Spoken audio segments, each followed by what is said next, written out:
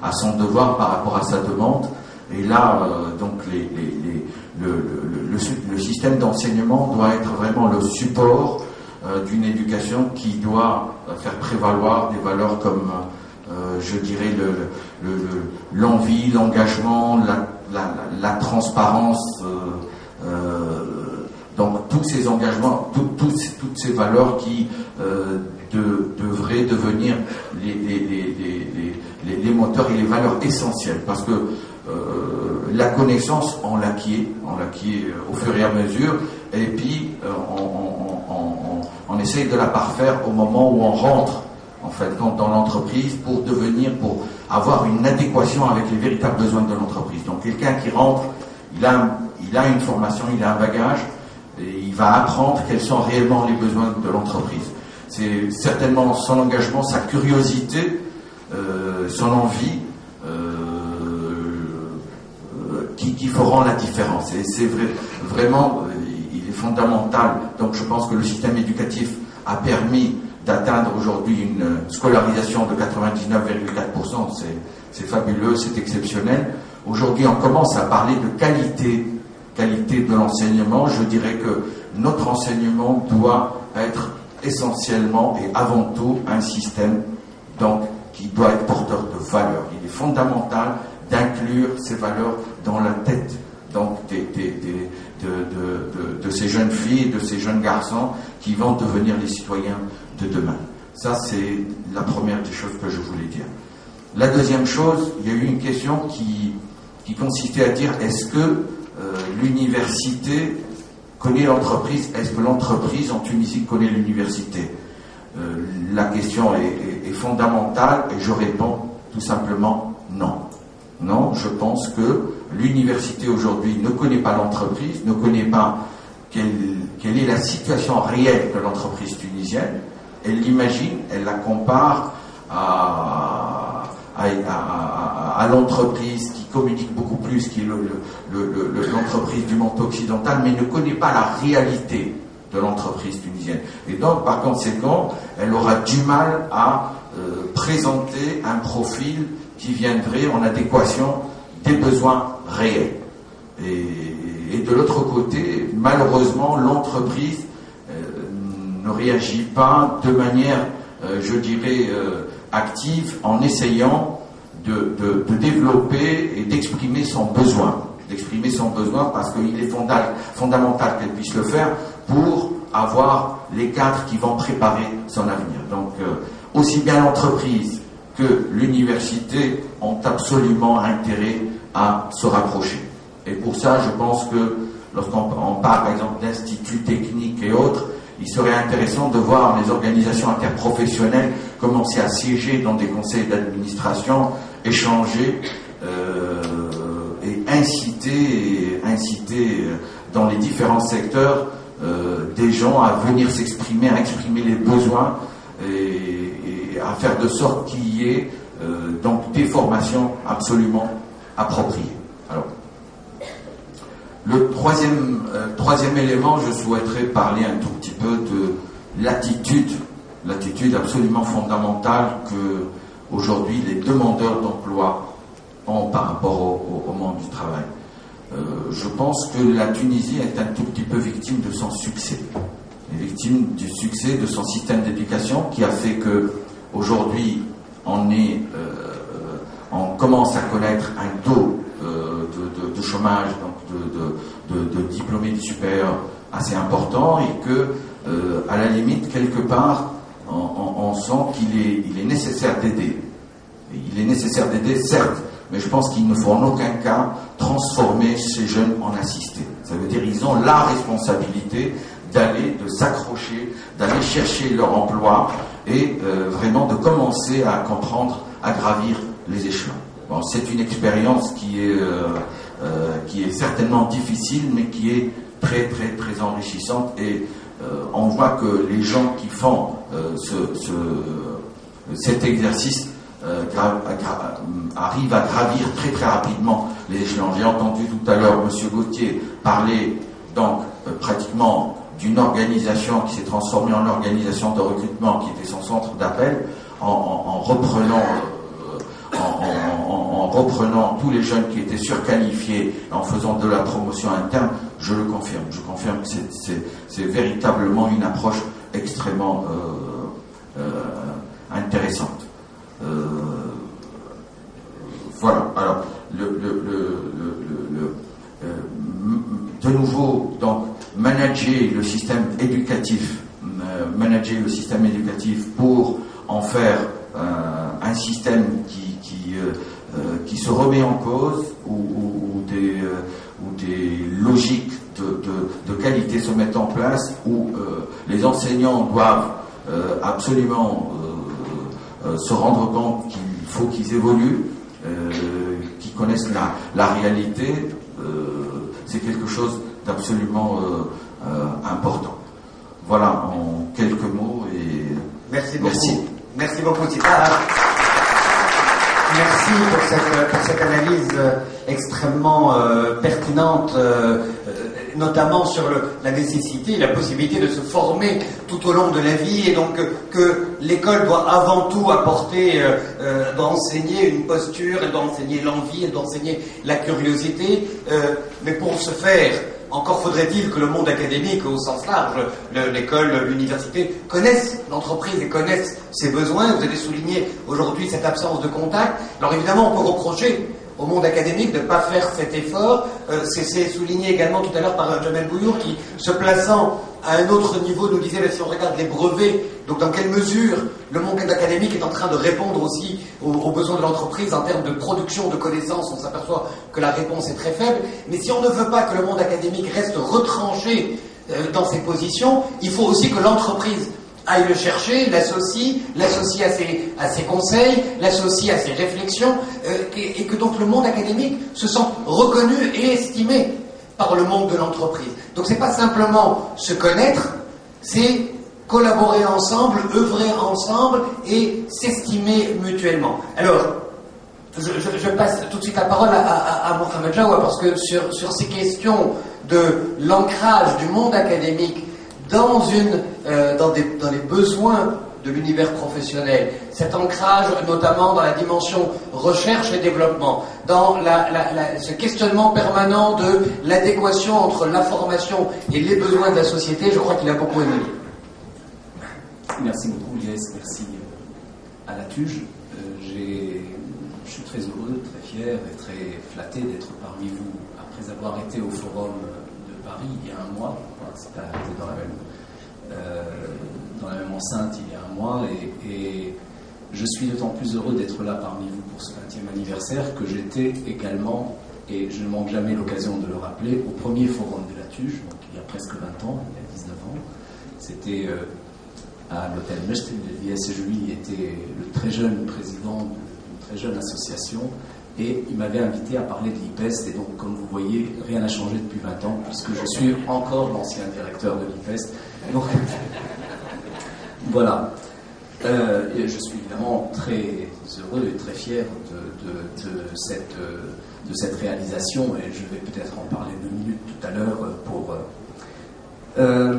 Si on place la réflexion sur une échelle de 20 ans, je crois que c'est une bonne échelle, et on se rend compte qu'en fait, on est passé d'une université à une autre. On est passé, grosso modo, d'une université en termes de chiffres de 30 000 étudiants à peu près, au début des années 90, à une université aujourd'hui qui frise les 400 000 étudiants.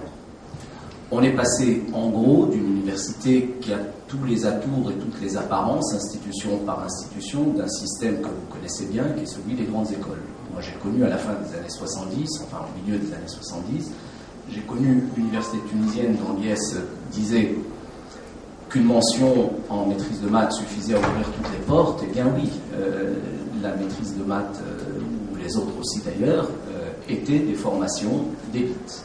Il y avait peu de gens qui accédaient à l'université. Aujourd'hui, notre ratio d'étudiants est comparable à celui, dans la population, est comparable à celui de pays développés. Évidemment, nous avons une population beaucoup plus jeune, donc il faut regarder ça par classe d'âge. On a beaucoup de chemin à faire sur ce terrain-là, mais nous avons quand même un ratio d'étudiants rapporté à la population qui est comparable, par exemple, à celui de la France. Alors, passer à une université de 400 000 étudiants, faire arriver à l'université des proportions de plus en plus grandes de la classe d'âge à travers une éducation, une politique d'éducation qui a plus de 50 ans maintenant, parce que tout ça, c'est en 56 que ça a commencé. Donc, ça pose évidemment des questions d'un nouveau type en termes de formation, et qui sont totalement articulées à la question du jour, qui est celle de l'employabilité. Grosso modo, les gens qui sont dans cette salle, qui sont des crânes d'œufs, des forts en maths, hein, je suis moi-même professeur de mathématiques, donc je ne leur jetterai pas la pierre, hein, j'aime bien les forts en maths, mais j'ai coutume de dire que pour eux, la formation, c'est quelque chose de simple. Et je dis un peu de façon provocante que les réalisations les plus simples que j'ai faites dans ma vie, c'est évidemment l'IPEST et l'école polytechnique, parce qu'en gros, et l'école polytechnique de Tunisie, parce qu'en gros, vous avez affaire à une population qui, à l'extrême limite, n'a pas besoin de vous. Donc, il faut mettre en place des structures un peu pour les accompagner, mais enfin, bon, ils vont faire leur chemin dans la vie, et après une formation de type grande école, d'excellence scientifique, etc., ce sont des gens qui ont un potentiel, une autonomie, qui font que, par exemple, la formation tout au long de la vie, oui, mais ils vont s'en occuper. C'est quelque chose qui... Donc, ce n'est pas cette catégorie qui pose problème, cette catégorie de gens à fort potentiel, cette élite scientifique ou technologique pour laquelle il ne faut pas se faire de soucis. Par contre, la vraie question, c'est comment former tous les autres. Quelques chiffres. Dans les années 90, on formait 400 ingénieurs par an. À peu près. Entre 400, bon an, mal an, c'était autour de 400 ingénieurs par an. L'un des objectifs de la réforme des études d'ingénieurs des années 90, c'était de passer à 1000 ingénieurs par an à l'horizon 2000. Cette année, nous devons former, je ne connais pas les chiffres exacts, mais j'extrapole par rapport à ceux de l'an dernier, entre 3500 et 4000 ingénieurs, peut-être plus. Et les objectifs affichés par le gouvernement, affichés par le pouvoir public, sont d'arriver à un chiffre de 9000 ingénieurs par an à l'horizon 2014. Est-ce qu'on peut former les 9000 ingénieurs de 2014 de la même manière? Alors je m'en tiens aux ingénieurs, mais évidemment cette problématique, on peut la transférer à toutes les formations. Est-ce qu'on peut former les 9000 ingénieurs de la même façon que nous formions les 400, les 1000, ou même les 3000 ingénieurs? Bien entendu, la réponse est non. Tout le monde a autour de lui, dans sa famille peut-être, un étudiant qui s'est fait brutalement éjecter des systèmes de formation, de nos systèmes de formation nationaux d'ingénieurs, qui a pris ses valises et qui est parti, qui a traversé l'Atlantique par exemple, ou parfois même que la Méditerranée, et qui quelques années plus tard revient bardé de diplômes et d'expertise et revient comme expert dans le pays qu'il a viré. On peut se demander, est-ce qu'il a changé de nature en franchissant l'Atlantique? Bien sûr que non. Il a simplement trouvé un système qui est capable de valoriser des compétences et de valoriser des potentiels à travers un système de formation diversifié et capable de produire des ingénieurs à partir de gens que nous, notre système, considère comme inaptes à être des ingénieurs. Nous pensons, certainement pas, tous ceux qui sont autour de cette table ne le pensent pas, mais le système que nous avons construit, et qui est un système qui est reconnu à l'échelle internationale et qui a des chiffres, eh bien c'est un système qui ne s'est pas formé à partir de gens, c'est un système, en reprenant une terminologie de Marcus, c'est un système unidimensionnel. Il n'y a qu'une dimension qui vaille, à partir de laquelle il fait ses évaluations. Et bon, ce n'est pas traîtrise par rapport à ma discipline que de dire que les notes en maths, c'est bien, mais c'est pas tout. Et que ça ne suffit pas à déterminer la manière de former. Donc, bien entendu, il faut former avec d'autres méthodes. Il faut former des masses d'ingénieurs importantes, des masses de techniciens importantes, et c'est quelque chose à laquelle le système éducatif et universitaire tunisien s'est beaucoup employé ces dernières années. Il y a maintenant un I7 par gouvernorat. Les I7, c'est l'équivalent des IUT, donc c'est les Instituts supérieurs d'études technologiques.